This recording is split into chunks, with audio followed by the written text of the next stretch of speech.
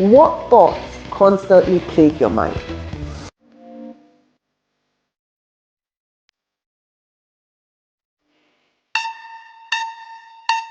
Have you ever heard the saying, thoughts are things? Well, if you haven't, I'm here to tell you that they are. You see, our thoughts shape our reality. Our thoughts are not just fleeting ideas or random noise in our minds. They are powerful forces that manifest into real life outcomes. Our thoughts also have an impact on our behavior and interaction with the world. You know, the Bible even tells us in Proverbs 23:7 that as a man thinks in his heart, so is he. That means we are actually our thoughts. And this is why what we think about is important. What we constantly meditate on or what we allow dominate our thoughts, our mind, is important because we knowingly or unknowingly create our reality with our thoughts. This is how it works scientifically. Every idea or image you have creates a mental framework and informs your state of mind. Now, your thoughts then trigger emotions.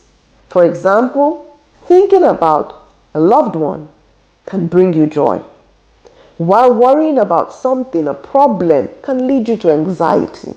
In the same vein, focusing on something bad that happened in your childhood can make you angry or sad. And thereafter, you find out that your emotional state influences your behavior. So for instance, if you're feeling empowered, you might want to take on bold steps or take on new challenges.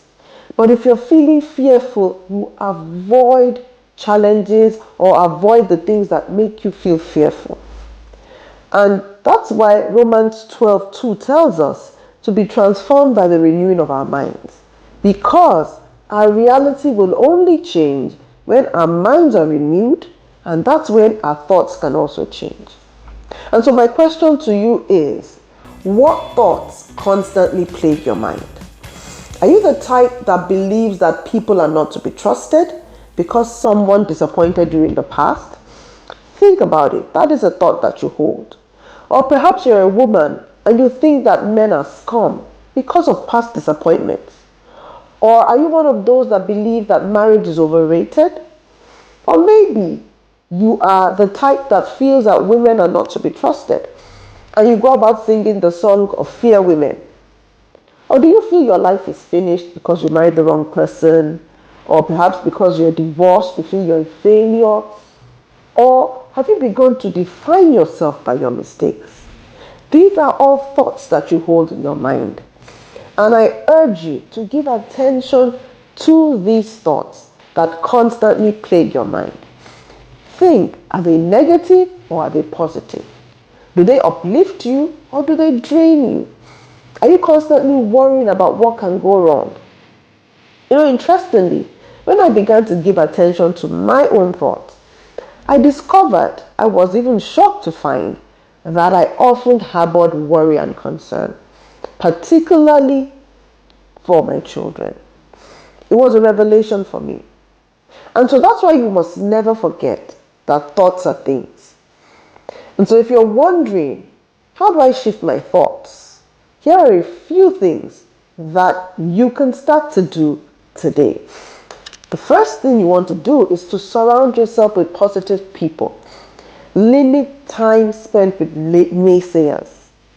Be intentional to seek out people who are positive minded and also go out of your way to cultivate friendships with positive people.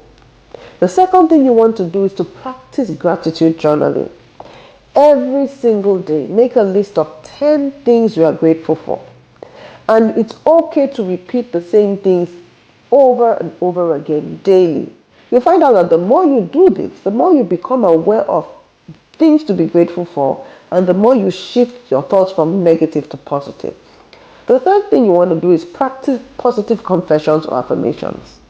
Always pay attention to the words you speak and be deliberate to speak positively at all times.